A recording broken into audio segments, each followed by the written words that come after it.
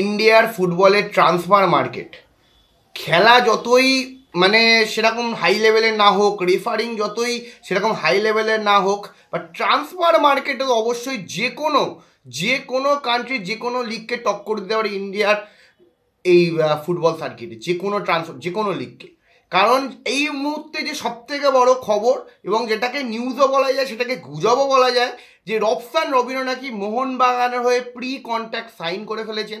আগামী মরশুমে যদি সব কিছু ঠিক থাকে তাহলে মোহনবাগানের হয়ে খেলতে দেখা যাবে রবসান রবিনোকে। তাহলে গ্রেগ স্টুয়ার্টকে দেখা যাবে না, যেটা অনেকটা বেশি কনফার্ম হয়ে গেছে যে গ্রেগ স্টুয়ার্ট তিনি পরের মরশুমে মোহনবাগানের জার্সি গায়ে খেলবেন না।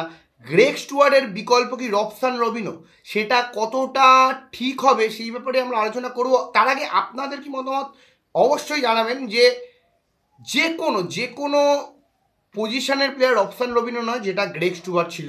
কারণ তিনি উইথড্রল স্ট্রাইকার, নাম্বার 9ও কখনো কখনো নাম্বার 10 বেশিরভাগ, অ্যাটাকিং মিড, ঠিক আছে, ডান দিক থেকেও তাকে দেখা গেছিলো, রাইট উইং থেকে। তো এই অ্যাটাকের যে কোনো পজিশন, এবং লেফট দিকেও তাকে লেফট উইংও দেখা গেছিলো, ডান পা বাঁ পা উভয় সচল, ডান পায়ে নিখুঁত পাস বাড়াতে পারেন।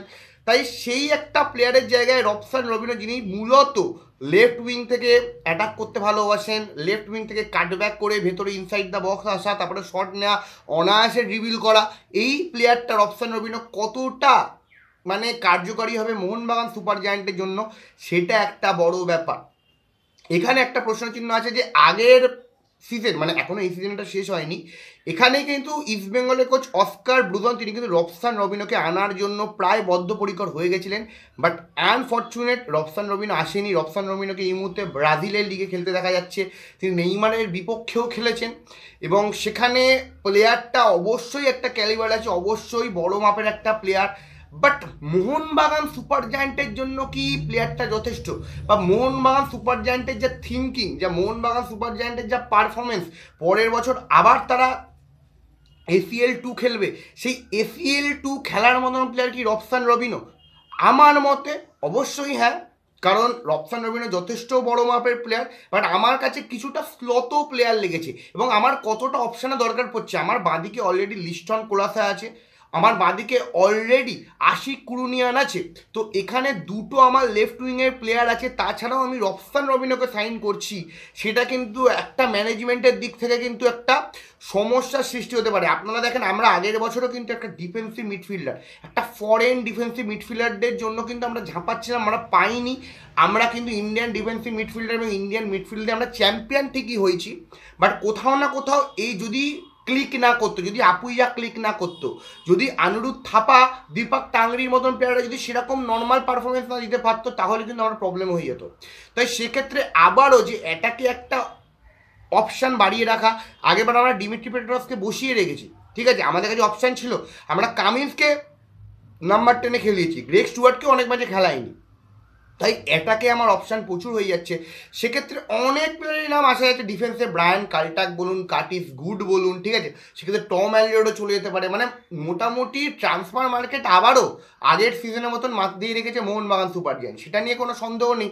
বাট তাও এই রবসান রবিনো তিনি কতটা মোহনবাগানের জন্য প্রয়োজনীয়, সেটা একটা বড় ব্যাপার। এই আপনি ACL2 খেলবেন, ACL2 এর জন্য রবসান রবিনো যদি সঠিক চয়ন হয় তাহলে ঠিক আছে, সেটা মোহনবাগান ম্যানেজমেন্ট ভাবছে, তারা আমাদের থেকে বেশি ভালো বোঝে। বাট আপনার কাছে তো অপশান আছে, আপনি লিস্টন কোলাসো, আশিক কুরিয়ান দুজনকেই খেলাচ্ছেন।